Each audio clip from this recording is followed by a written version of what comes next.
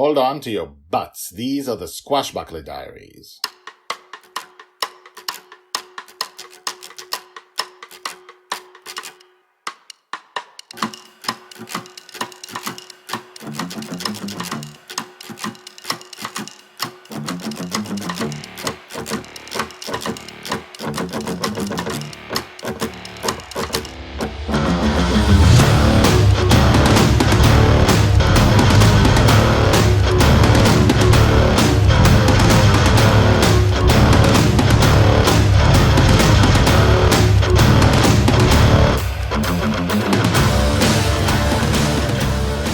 Welcome back. My name is Guy Hasson, and these are the Squashbuckler Diaries. We're raising Joy Shelley, a future heroine in the dream. From season 1 is ages 2 to 6. We're going to cover her entire freaking life, all the heroism that happens, what happens after, what happens before, how she became what she is.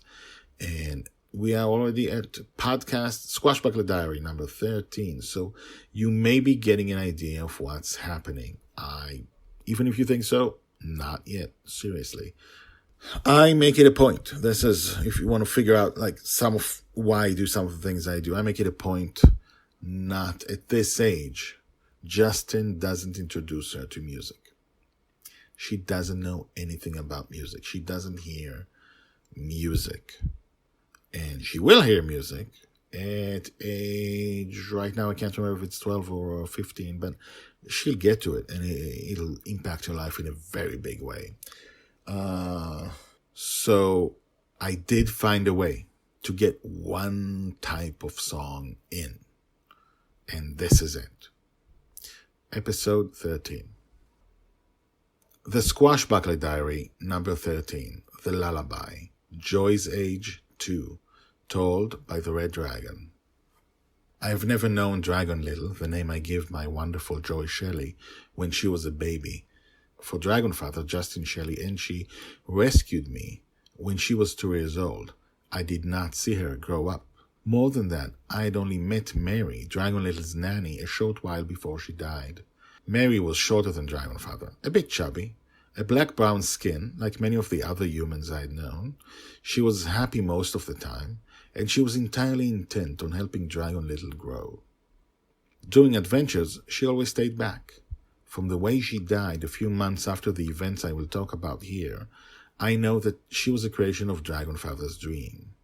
For my former masters have taught me to spot dreams that die. But that is a discussion for another day.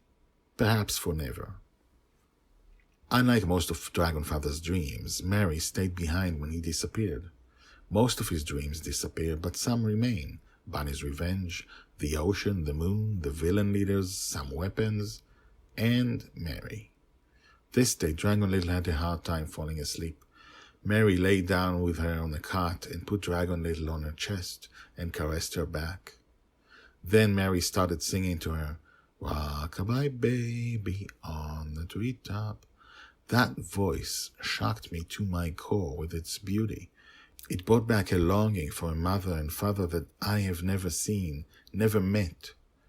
It brought back my longing for the touch of my mother, for her soft touch, if it were soft, and for her love. I missed my parents. I needed my parents. I needed their love, but they are dead now, and my enslavers were the ones who raised me. Without song, without love, with only cruelty. I wept in my hiding place far away, my sharp ears hearing every note, and Dragon Little fell asleep on Mary, who kept on singing. Told by the Red Dragon. Guy here again, and as you can see, this is a story not just about Joy, which didn't really get to play a big part in this, but about the Red Dragon, about Red, and who she is, and who she was, and how she was raised. The Red Dragon, Red, if you go back to episode 0, talks about herself. And if you remember, she's hundreds of years old. But she has never seen her mother and her father. She doesn't remember them, doesn't know them. She was separated from them basically at birth. Like she said, before she took her 5th breath, and enslaved. And so This is a bit about her. She would miss her parents, and it is also a story about the power of music, which we will get to, as I said, much later on. And now the credits.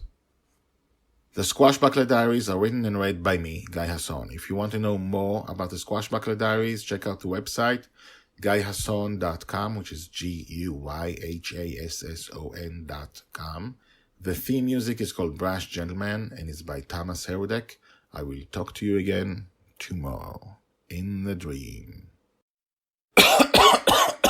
Ahoo! Okay, sorry about that.